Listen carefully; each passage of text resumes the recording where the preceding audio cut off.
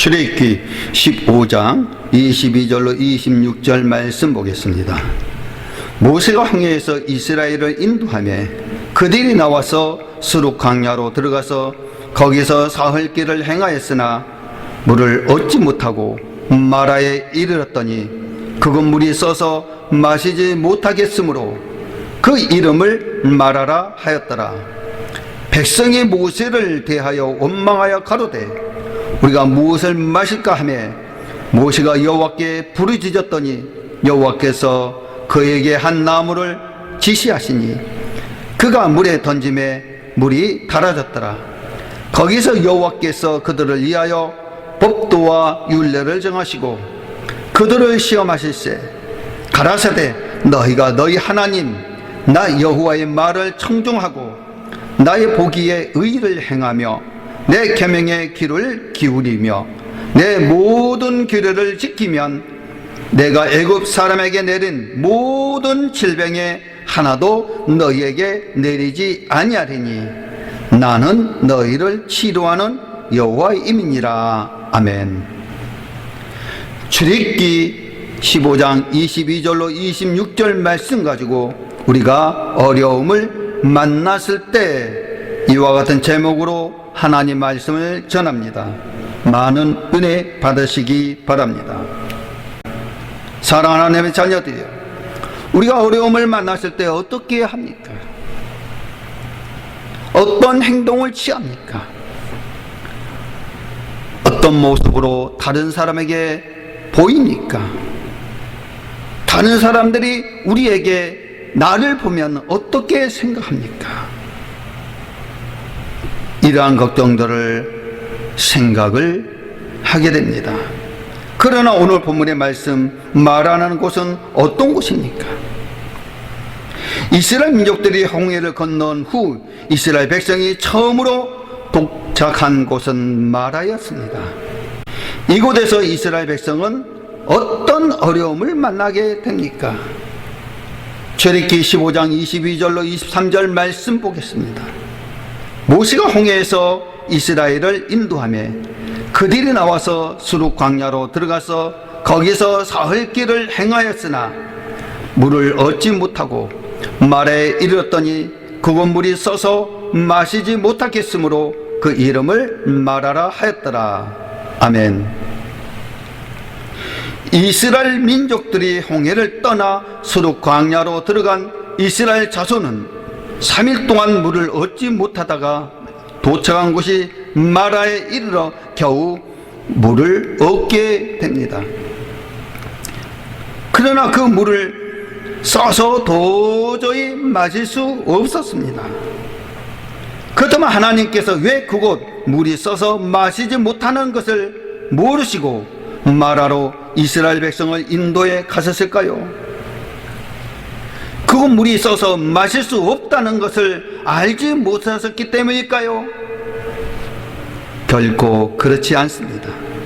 하나님은 마라에 물이 써서 마시지 못한다는 것을 알고 계셨습니다. 근데도 여호와 하나님께서 이스라엘 백성들을 의도적으로 이스라엘 백성을 마라로 이끌어 가셨던 것입니다. 여호와 하나님은 전지전능하신 분입니다. 여호와 하나님께서는 무소부지하신 분입니다. 여호와 하나님께서는 우리의 머리털까지 세시는 분입니다. 하나님께서 이스라엘 백성을 마라로 이끄신 것은 하나님의 뜻이었습니다. 하나님께서 그곳 물이 써서 마시지 못한다는 것을 알지 못해서가 아닙니다. 하나님께서 이미 알고 계셨지만 의도적으로 이끌어 가신 것이었습니다. 그 이유가 무엇입니까? 이스라엘 민족들이 3일 전만 해도 이스라엘 백성들은 홍해를 건넌 후 여호와는 나의 하나님이요 노래시며 구원 이루시로다 라며 하나님을 찬양했습니다. 그리고 하나님께서 이끄시는 대로 홍해 광야의 길을 따라갔습니다. 근데 기쁨도 잠시 3일 동안 물을 얻지 못하였습니다. 그리고 마라에 이르러 겨우 물을 얻기는 했습니다. 그러나 그 물이 서서 먹을 수 없었던 것입니다. 이는 무엇을 말씀합니까? 우리가 구원의 기쁨을 노래하고 신앙생활을 하는 중에도 우리는 어떠한 쓴물을 만날 수 있습니다. 저의 여러분도 마찬가지입니다. 신앙생활을 하다가 우리는 여러 가지 어려운 쓴물을 만나게 됩니다. 우리가 예수 그리스도를 나의 구주로 고백합니다. 우리가 기쁨으로 교회 생활을 시작합니다. 하지만 항상 우리에게 축복만 다가오고 형통한 길만 있는 것은 아니라는 것입니다.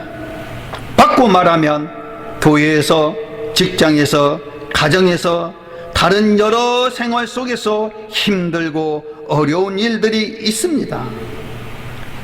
우리에게 고난과 고통의 쓴물을 만날 때가 종종 있습니다. 우리에게 자녀의 어려움과 사회의 어려움과 질병의 쓴물, 부부간의 어려움 등 수많은 어려운 쓴물이 우리 앞에 있게 된다는 것입니다. 가정이나 직장이나 자녀나 일상생활 속에서도 여러 가지 어려움을 만나게 됩니다. 이 어려운 문제를, 이 쓴물들을 어떻게 풀어나가야 할까요? 하나님께서 이스라엘 백성을 어디로 인도하여 갔습니까? 이스라엘 백성들이 홍해의 마른 땅과 같이 건너는 기적을 체험하게 하셨습니다. 그리고 하나님을 나의 구원자로 고백하게 합니다. 그리고 이스라엘 백성들이 제일 먼저 도착한 곳이 어디입니까? 하나님께서 이스라엘 백성들을 가나안으로 바로 인도하여 가지 않았습니다. 하나님은 이스라엘 백성들을 구름 기둥과 불 기둥으로 그들을 수르 광야로 들어가게 했어 3일 동안 물을 얻지 못하게 한 후 마라에 당도하게 했습니다. 이것을 교훈하시기 위해 홍해를 건넜습니다. 그리고 이스라엘 백성들은 여호와를 구원의 하나님이라고 고백하며 기뻐했던 이스라엘 백성들을 마라로 이끌어 가셨던 것입니다. 근데 그곳 마라는 물이 서서 마실 수가 없었습니다. 이렇게 물이 서서 마실 수 없게 되자 더 이상 견딜 수 없는 고통을 받게 됩니다. 그렇다면 저와 여러분들도 마찬가지입니다. 교회 생활 중에 이러한 쓴물을 만났을 때 우리는 어떻게 해야 합니까? 우리가 어떤 어려움과 힘든 일을 만났을 때 우리는 어떻게 해야 합니까? 먼저 하나님께서 택한 이스라엘 백성의 태도를 보겠습니다. 출애굽기 15장 24절입니다. 모세가 홍해에서 이스라엘을 인도하며 그들이 나와서 소득 광야로 들어가서 거기서 사흘길을 행하였으나 물을 얻지 못하고 마라에 이르렀더니 그것 물이 있어서 마시지 못하겠으므로 그 이름을 마라라 하였더라. 백성이 모세를 대하여 원망하여 가로되 우리가 무엇을 마실까? 아멘. 3일 전만 해도 하나님의 큰 기적을 바라보고 찬송하며 감격했던 모습은 온데간도 없이 사라집니다. 누가? 이스라엘 백성들이. 이스라엘 백성들은 마라에서 물이 있어서 마시지 못하게 됐자 이스라엘 백성은 모세를 대하여 우리가 무엇을 마시겠느냐라며 원망하기 시작했습니다. 그렇습니다. 바로 이것이 우리의 모습입니다. 우리가 하나님의 은혜를 체험하고 감사의 찬송을 드리고도 몇 날이 못 되어 이런저런 어려움과 쓴물들을 만나게 됩니다. 우리는 하나님께 감사와 찬송을 드리던 그 입술에서 우리는 금방 원망과 불만을 토하게 됩니다. 왜 그럴까요? 이는 하나님의 사랑을 알고 감사했지만 하나님이 어떤 분이신가? 즉 예수 믿는 우리에게 하나님은 어떤 은혜를 베푸시는 분인가를 구체적으로 알지 못하기 때문입니다. 성경 마가복음 8장의 말씀을 보면 예수님께서 보리떡 7개와 생선 2마리로 약 4,000명을 먹이십니다. 그 후 제자들과 함께 배를 건너편으로 갈 때에 제자들이 떡 가져오는 것을 잊어 배에는 떡 1개밖에 없었습니다. 이때 예수님께서 경계하여 말씀하시기를 바리새인들의 누룩과 헤롯의 누룩을 주의하라고 말씀합니다. 그러자 제자들은 그런 모습을 보시고 아직도 깨닫지 못하느냐라며 예수님께서 책망하셨습니다. 마가복음 8장 17절로 21절 예수님께서 하시고 이르시되 너희가 어찌 떡이 없으므로 의논하느냐 아직도 알지 못하며 깨닫지 못하느냐 너희 마음이 둔하냐 너희가 눈이 있어도 보지 못하며 귀가 있어도 듣지 못하느냐 또 기억지 못하느냐 내가 떡 5개를 5,000명에게 떼어 줄 때에 조각 몇 파구니를 거뒀더냐 가로되 12입니다. 또 7개를 4,000명에게 떼어줄 때에 조각 몇 관조리를 거뒀더냐 가로되 7입니다. 가라사대 아직도 깨닫지 못하느냐 하시느니라. 아멘. 이미 떡 5개에 5,000명의 기적과 7개의 기적을 처음 했음에도 떡이 없음을 걱정하고 있다는 것입니다. 이스라엘 백성들은 하나님의 능력을 체험하고도 하나님의 어떤 분인가를 잊어버렸기 때문입니다. 그래서 마가복음 8장 18절에서는 너희가 눈이 있어도 보지 못하며 귀가 있어도 듣지 못하느냐 또 기억지 못하느냐. 아멘. 이스라엘 백성들이 마라에서 원망하던 이스라엘 백성들을 보십시오.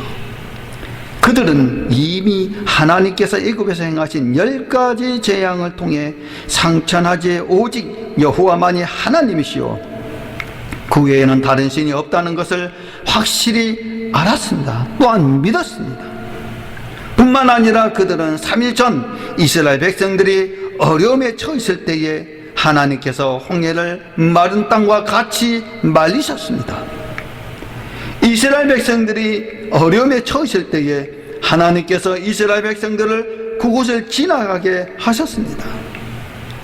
이스라엘 백성들을 어렵게 했던 애국 군대를 그 홍해 가운데 몰살시키시는 하나님의 능력을 체험하였습니다.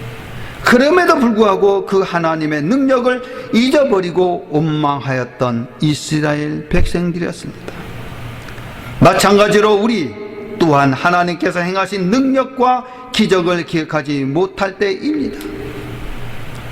우리는 하나님의 전능하심과 무수의 부재하심을 잊어버릴 때에 작은 일에도 근심하고 걱정하며 원망하게 됩니다.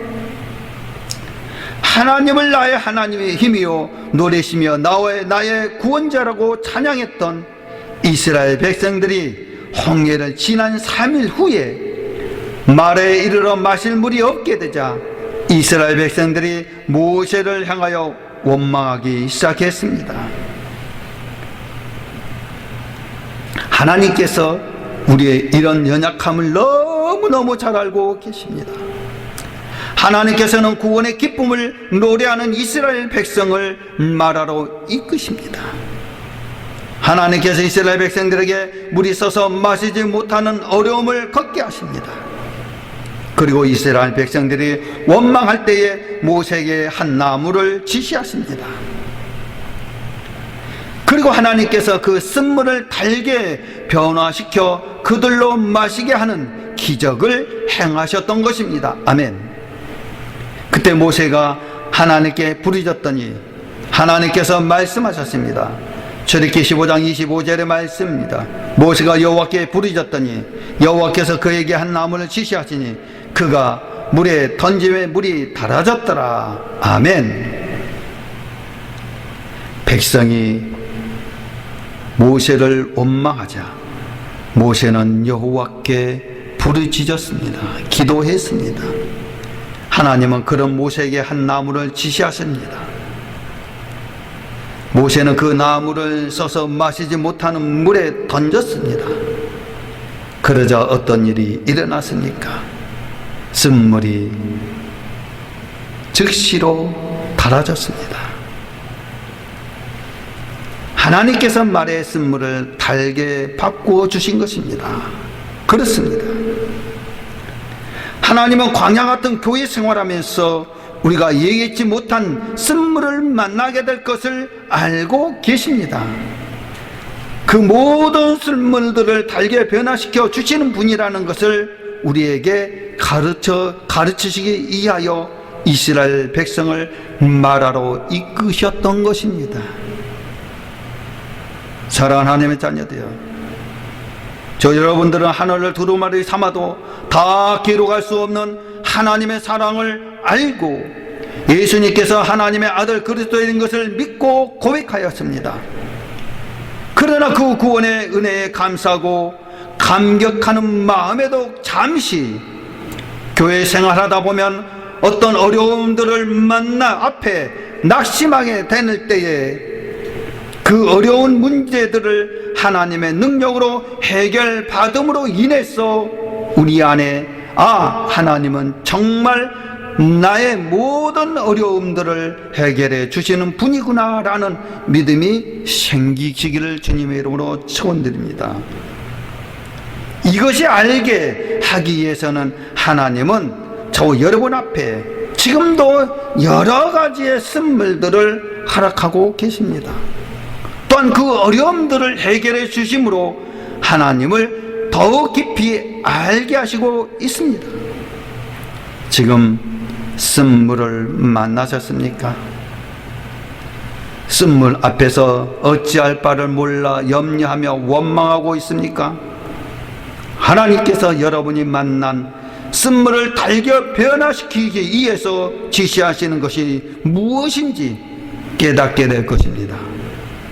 하나님의 전능하시고 무죄부지하신 능력을 믿으시기를 바랍니다. 천지를 창조하신 하나님, 죽은 자를 살리시는 하나님, 우리를 죄에서 구원해 주시는 하나님, 우리에게 기적을 행하신 하나님, 우리의 기도를 들으시는 하나님을 기억하시기를 바랍니다. 믿으시기를 바랍니다.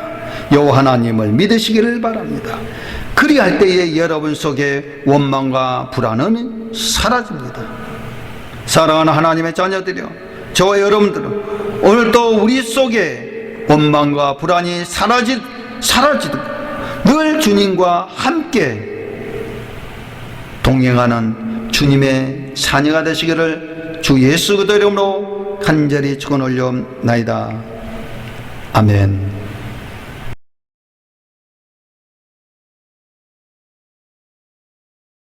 본문 말씀 열왕기상 2장 13절 한 절 말씀 보겠습니다. 학기대 아들 아도니아가 솔로몬의 모친 바세바에게 나온지라 바세바가 이르되 내 화평한 목적으로 왔느냐 대답하되 화평한 목적이니이다. 아멘. 열왕기상 2장 13절 말씀 가지고 존재의 목적이 무엇인가 이와 같은 제목으로 하나님의 말씀을 전합니다. 사람들이 환경과 상관없이 마음의 병으로 인해 사는 게 재미없어 살고 싶지 않다고 분념하기도 합니다. 이렇게 말을 합니다. 살고 싶지 않아요. 사는 게 너무 힘들어요. 인간은 살아있거나 죽어있거나 둘 중에 한 상태에 있습니다. 생전에 다른 일은 다 경험해 본다 해도 죽음만은 경험할 수 없습니다.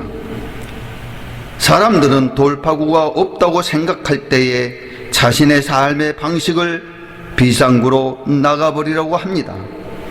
그러나 죽음은 저 멀리에 있는 것이 아닙니다. 우리의 삶 속에서 항상 공존하고 있는 삶의 또 다른 이면일 뿐입니다. 인간은 죽은 모습을 통해 삶의 가치를 알게 되며 사람들과의 관계가 얼마나 축복된 일인가를 알게 됩니다. 이렇게 죽은 모습을 통해 자신이 반성하고 진정한 삶을 알아감으로 자기 존재의 가치를 알게 됩니다. 다만 중요한 것은 죽음의 날이 가까울 때에 이제까지의 삶을 통해 자신의 모든 것이 평가됩니다. 우리가 생존하고 있는 동안에는 분명한 목적을 갖고 살아야 합니다.